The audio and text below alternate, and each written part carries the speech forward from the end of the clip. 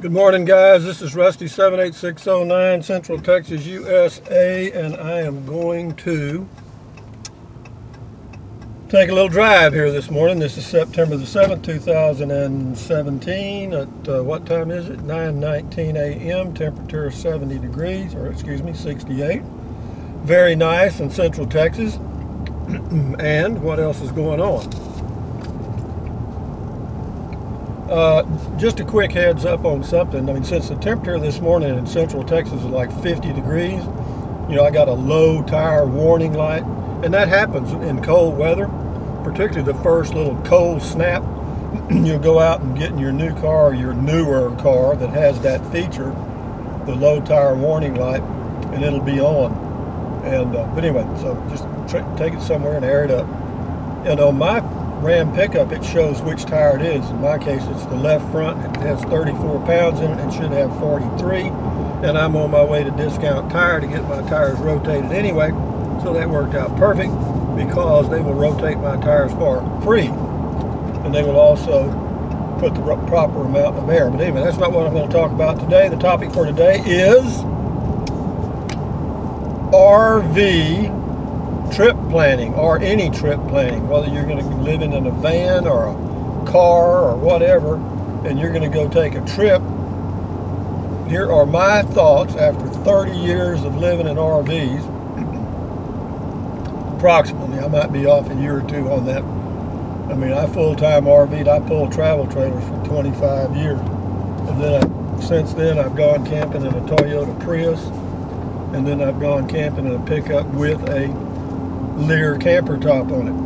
That's my most recent experience, and now I'm getting me a small travel trailer, and I'm fixing to hit the road again pulling a travel trailer. And whenever you're pulling a travel trailer, you do need to have some kind of a semi-plan, because you're not quite as flexible as being in a car or a pickup, because in a car or pickup you can change your plans and away you go. When you're pulling a travel trailer, sometimes you have to go to those places where your stuff fits and it's too rough, etc., etc. But anyway, my planning, now what I do for my planning does not apply to anyone else, nor will it ever, and nor do I expect it to. These are just gentle hints that work for me. And what I do, like right now, I'm kind of getting the rough edges of a plan, or roughed out plan for next year, starting, I'm not sure when, early in 2018. And since I'm going to be towing my RV, you know, I'll have my home with me and I can go for as long as I want, and that's probably what I'll do. And how long I'll go, I don't know. I could go for a week or a year or a lifetime, who knows. Depends on how it goes. Or it just depends on how I feel. I mean, because I can, you know, I just change my mind and go home or whatever. Anyway, I'm fixing to sneeze. How you like that? Bless me. Anyway, having said that, back to RV planning after a sneeze in Central Texas, USA. That is a Central Texas sneeze, by the way. But for me, the planning basically consists of picking a general direction. In other words, what do I want to see? Where do I want to go? And it's always going to be in the West for me. You know, I'm talking about New Mexico, Arizona, maybe parts of California, Nevada, Colorado, Utah, Wyoming, Idaho, Montana, Oregon. And that area, okay? And that's a lot.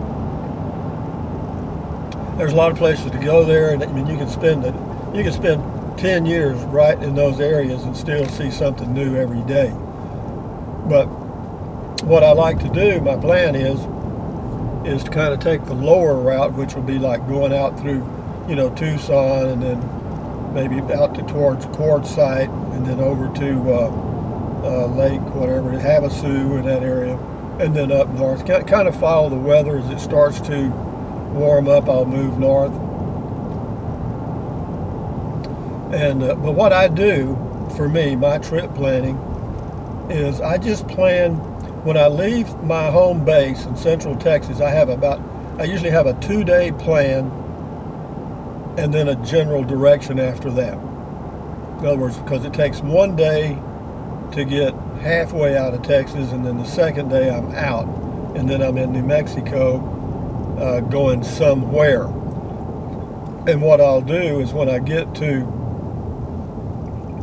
my first stop in New Mexico, I'll always try to find a place that has good internet, and I'll plan the next step from there.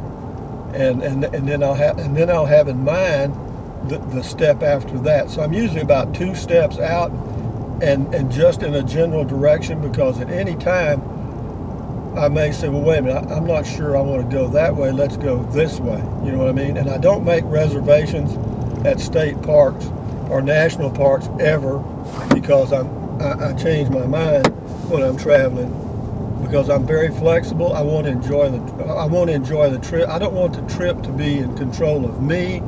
I want to be in control of the trip, and that makes a big difference. For those of you that, if you want full hookups every night, then you're going to have to make reservations at RV parks and state parks, etc. But for me, I can boondock. You understand? In other words, I can dry camp anytime I want to, and that's with my travel trailer. Because some of the things I've learned from having camped in the Toyota Prius and camping in the pickup with the camper top for extended periods of time have taught me a different way of life, or a different way of traveling. Heretofore, I would use the toilet, okay? I mean, I would actually flush it and fill up my black water tank and take a shower and fill up my gray water tank, and then I had to go to the dump station. Well, if I go from now on, when I pull a travel trailer, that's out. No, I'll just put a little trash can liner over the toilet and poop in the bag, and then it goes in the trash can, and I'll pee in a 1-gallon container and water the trees, okay? And that takes care of that. Now, I will carry about 10 gallons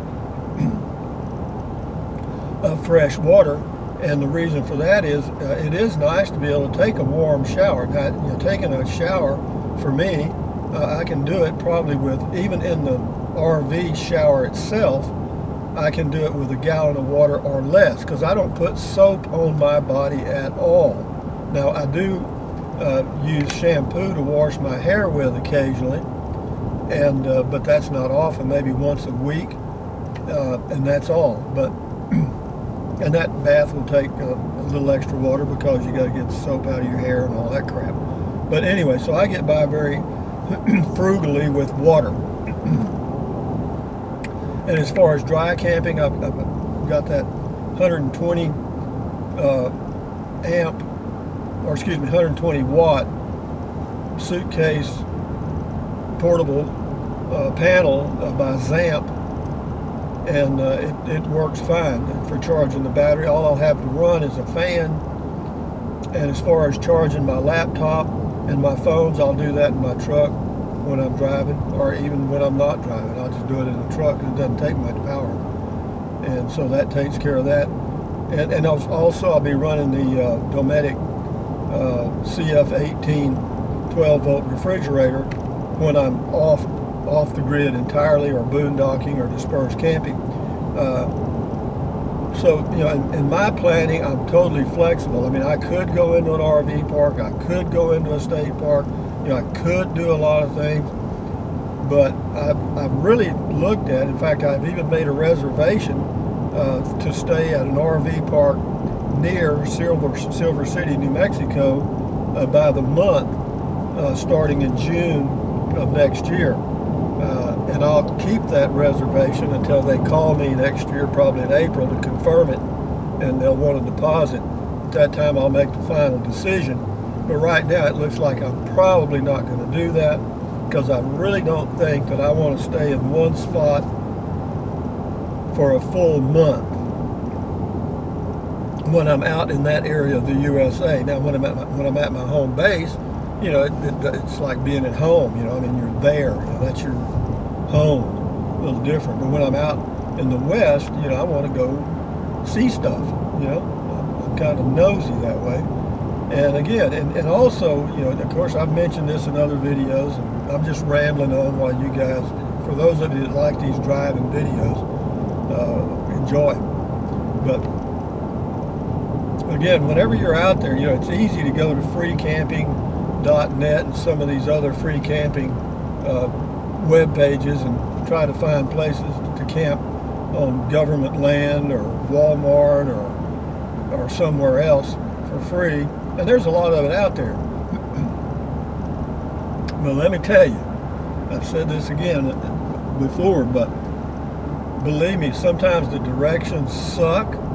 Sometimes the information is really not all that correct. You know, they'll say, well, they had good cell service and they were with Verizon. And then I go there and for some reason the cell service is not good at all. Why do I want good cell service? Well, because that's how I pay for my trip doing these videos. I mean, if it wasn't for my income from YouTube and now the Amazon affiliate program, then I wouldn't be doing any of this. I mean, I'd be sitting in my little J-flight at my home base looking out the window like a little bird in the nest. Because it costs about, the biggest expense is gasoline. You know, the camping fees, you know, are pretty much, they're not much because I avoid most of the fee places. I mean, I do go to BLMs that have improved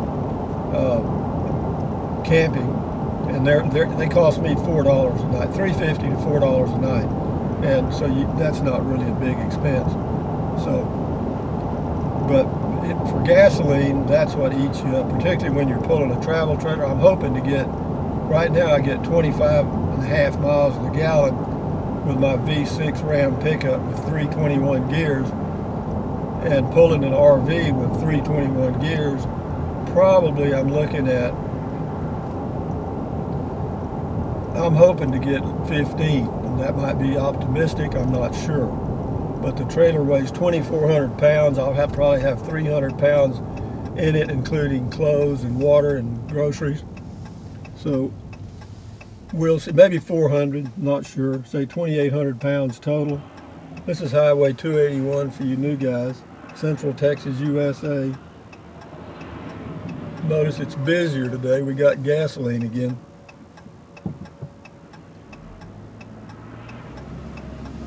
Okay, here we go.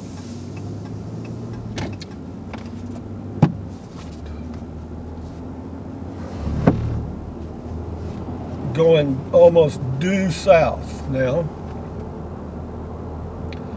But as far as trip planning, it depends on how flexible you are. For you guys that have the big RVs, say the big fifth wheels or the big travel trailers or the long ones and the motorhomes, whatever they happen to be, you know, you've got to do a little bit more planning because you can't hardly miss. You know what I mean? You can't get on the wrong road because you may not be able to turn around, or it'll be really difficult. For me, pulling this small RV, the total length of my operation, the pickup is 19 feet and the RV is 18 feet. So we're a total of about 37 feet for both units. But we're jointed in the middle. Makes a big difference, you know. And but again, the trip planning for me is very minimal. Yeah, and what happens, it happened to me in the beginning when I first started RVing, is I would plan a trip, you know, pretty much in detail. You know, I'm going to be here this day and, you know, there the next and so on. And the trip pretty much owned me because I didn't change. I mean, I was inflexible. I mean, once I picked a course, I was committed to it. And that lasted for probably the first couple of years I was RVing. And then it dawned on me, so wait a minute. You know, am I enjoying this? You know, is this fun? Well, it was, but then it wasn't. I mean, it was actually work, you know. I mean, I was determined to be at point B or C according to my schedule. I mean, I was working at that. And to make the trip more enjoyable, guys, you know, take the pressure off, give yourself either a very flexible plan or kind of plan it as you go, because when you get to a place, if you've got good internet access, you can do the same thing that you do at home. Exactly. I mean, you can plan, replan, change, make reservations, do it all. No problem. None at all. The technology has opened up the whole universe. I even have the freecamping.net app on my phone, my smartphone. Yeah, I've actually pulled into, you know, parking lots in cities or towns that I'm traveling through and look for free camping if I like the area. In other words, if it's a scenic area, there's some mountains, or, you know, it's a pretty place, the weather's nice and the weather looks good for the next 2 or 3 days. Yeah, I'll just pull over and get on freecamping.net and see what's available. And there's usually something available around every community in the United States, even though I camp in the West, primarily New Mexico. Why? I don't know. Of course, it's convenient to Texas, that's one. And two, it's got elevations where you can get out of the heat, and it's got deserts where you can see some beautiful scenery. So, got a lot of stuff I like. Arizona's the same. Colorado's got a lot of mountains from the middle of the state west, but to the east it's kind of plains country. Utah's pretty. You know, it is. There's a lot of beautiful things to see in Utah. And northern Nevada's pretty. Central and northern. You know, the Great Basin is a scenic area. I've been there once. I was going there last time and changed my mind. But anyway, I'm going to Discount Tire this morning. They'll rotate my tires for free, and while they're doing that, I'll have them air them up. I'll have them air the tires up to the proper levels, and that will solve that issue. Why do they rotate my tires for free? Because I buy products from Discount Tire, and they have me in their computer, and when I call them on the phone, my phone number kicks up my account, and they say, yes, sir. Yeah, we'll rotate those for free, Mr. Swope. Thank you. Thank you, thank you. So, on and on it goes.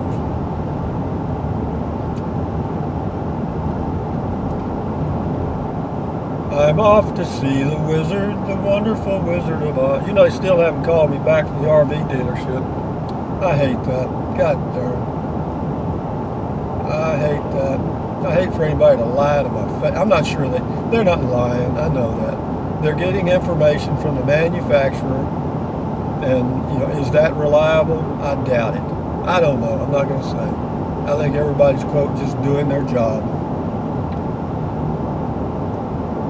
And that's the way it is. Well, we heard some of Alexa and Google Home's corny jokes this morning. Whoa. Well, they're not corny. It's just that they work so hard to be politically correct that they take all the flavor out of the jokes. I mean, I can't believe we've ever gotten into this political correctness stuff. I really don't. I mean, it's completely taken humor out of society. Out of culture, anyway.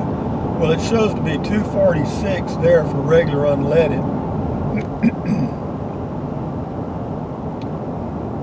And I'm not sure. I'm sure if it's 246 there for regular, it'll be 246 at Walmart, which is 46 cents higher than it was 10 days ago, which is basically a 25% increase. Well, here we are, guys. We're coming into Discount Tar, T-O-R-E, Tar.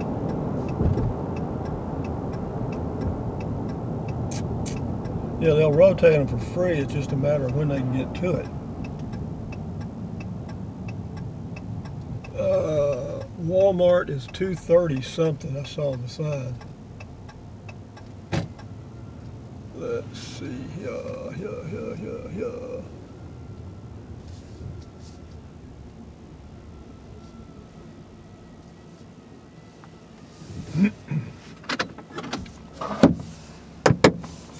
Anyway, guys, I'll end the video now that I'm here at Discount Tire. Thumbs up, carpe diem, adios, bye-bye. Buy USA, made when you can. Drink plenty of water. 3 or 4 quarts a day won't hurt you.